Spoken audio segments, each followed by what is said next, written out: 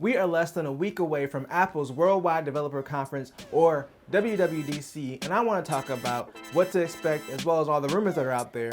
So let's go ahead together as a people and check it out.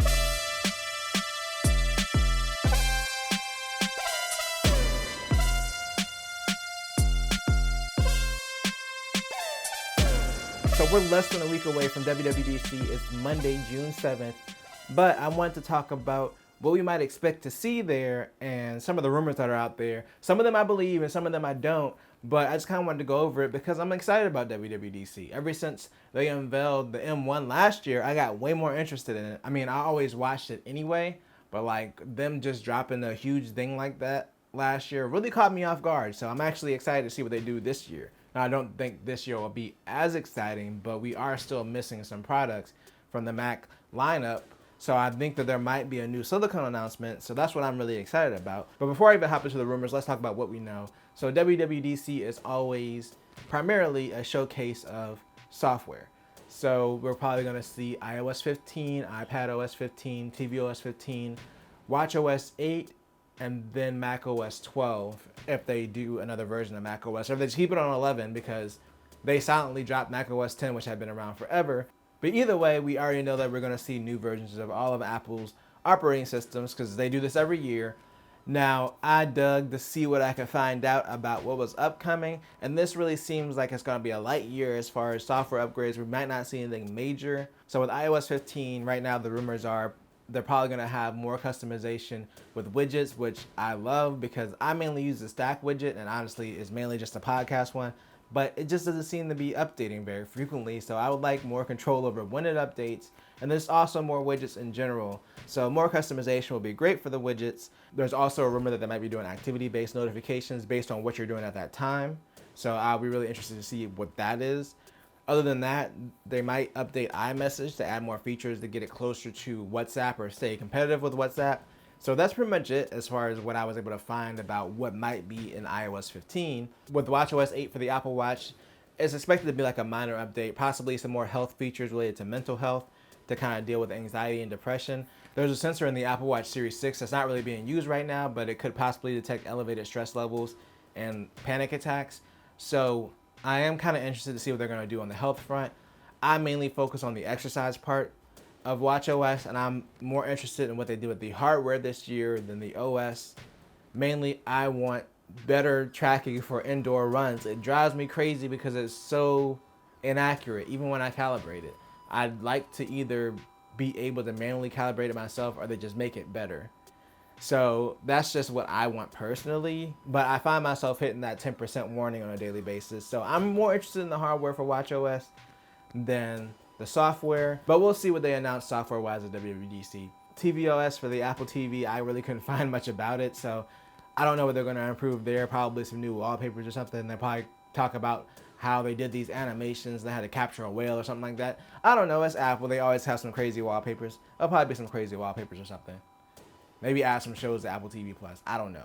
For macOS 12, of course, for the MacBook and their desktop lineup, it doesn't really sound like they're making any major changes. It sounds like it'll be refinements under the hood this year. So that's all I was able to find about what might be in macOS. I didn't really find any specific details, but it sounds like across the board, this is going to be a minor software year. And I did intentionally save iPadOS 15 for last because this is where they have the biggest opportunity to make a change. Like they brought the M1 to the iPad Pro this year. So really, what's the point of bringing it up there if we don't get a major change in the operating system? Now, one thing that's rumored is they're finally going to free the widgets so you can actually move them around on the home screen on the iPad. It's amazing. It's crazy. It's crazy. And then also, apparently the same iMessage improvements that iOS will be getting. So that's pretty much it for the software.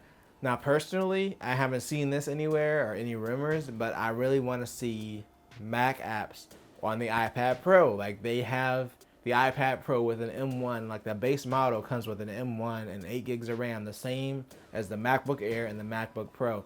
There's no reason that it can't run Final Cut and Logic Pro from a hardware standpoint. It's just making that software work on a touch interface. And I don't think Apple will release anything that's not going to be optimized for touch. So it'll be Logic Pro and Final Cut, but of course they want to do like a touchscreen version that's really going to work on that platform. I know there's been people that are like, just put macOS on the iPad, but macOS really isn't designed for touch. That is one thing that I'll agree with Apple on. It's not. I use touchscreen Windows, which is okay, but it just feels like it's a computer with the option for touch. Like, you know, it's a computer that you're supposed to use with a mouse and keyboard. There's certain things that touch works for, but generally the best way to navigate it in most cases is still with a mouse and keyboard. So in my opinion, they don't want to get to that point with the iPad. They want it still to be touch first. So that's why I think if they do like Final Cut or Logic Pro for the iPad, it would be like a redesigned version to work well with touch. I want a reason to upgrade from my 2018 iPad Pro, but unless they actually do something like bring those apps, especially Logic Pro specifically, that's the one app that I literally have a MacBook for. If they bring that over, I'd be really happy. There's been no rumors on it, so I don't think it's gonna happen. I'm gonna stay optimistic though until Monday to see what happens, but my dreams are gonna be crushed, and I already know that, and it's fine. With that out of the way, let's get to the rumors. So the main rumor is they're gonna announce a new processor for the higher end Macs, and I think this is probably likely. Like if you look at it, they pretty much replaced their lower end lineup with the M1, and then for the higher end lineup right now, it's still all Intel because they don't have anything to compete at that level, and so it makes sense if WWDC they announced the new chip, especially since they did the M1 last year at WWDC. So whatever the chip's called, the M1X or the M2, whatever. So this new chip's rumored to have a 10-core CPU with 8 performance cores and 2 high efficiency cores, as well as a 16 or 32 core GPU and up to 64 gigs of RAM. And that makes sense, especially if you look at what they'd have to replace, which is going to be the high-end model of the 13-inch MacBook Pro, the 16-inch MacBook Pro, and all the high-end models of the iMac. There's also a rumor that they may announce a new version of the Mac Mini, like a Mac Mini Pro that has 4 Thunderbolt ports and is running this new processor.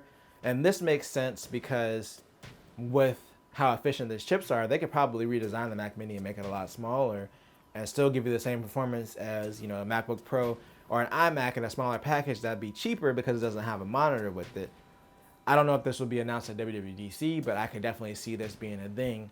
Now, the one rumor that I don't believe is this MacBook Pro rumor. I mean, this might be true, and if it is true, I look extremely stupid for not believing it. And I've been completely wrong before. Like when I said they weren't going to announce the AirPods Max, and then they did, and I was like, oh, well.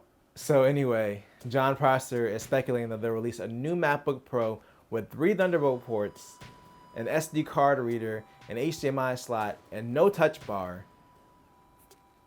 That's pretty much it. So this sounds to me like the ultimate Apple fanboy wish list, which is why I think that it's not going to happen.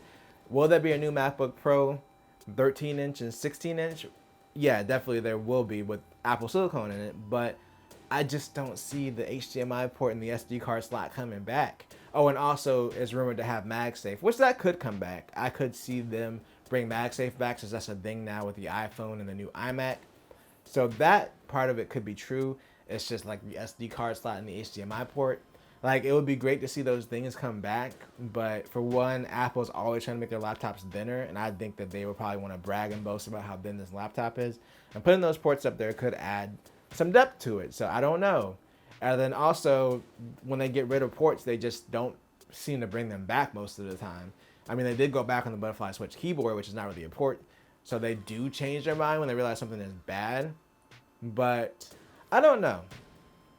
That one just seems like a little out there. The touch bar, I mean, they might get rid of it. I don't think anybody would care either way if they kept it or got rid of it. But that rumor just feels like someone who uses a MacBook Pro just sat down and was like, these are all the things that I want. And they wrote them down. And then someone was like, oh, this is a rumor. This might come out. That's how that rumor feels. Like, it'd be too many good things at once. If they did build a MacBook Pro like that, it'd be awesome. But I don't know. We'll have to wait and see. And then on top of that, if they announced it at WWDC, that'd be a little bit weird too. So to summarize, what we're most likely to see are, of course, all the new OS updates. And then we'll probably see whatever Apple's higher end chip is. I don't think we'll see any hardware announced here. I think they'll probably announce that in a few months, like the new MacBook Pro and Mac Mini possibly. I don't think it's going to be that rumored MacBook Pro, but I don't expect WWDC to have really many, if any, hardware related announcements at all. But that's just my opinion. I'm really excited to see what they do this year.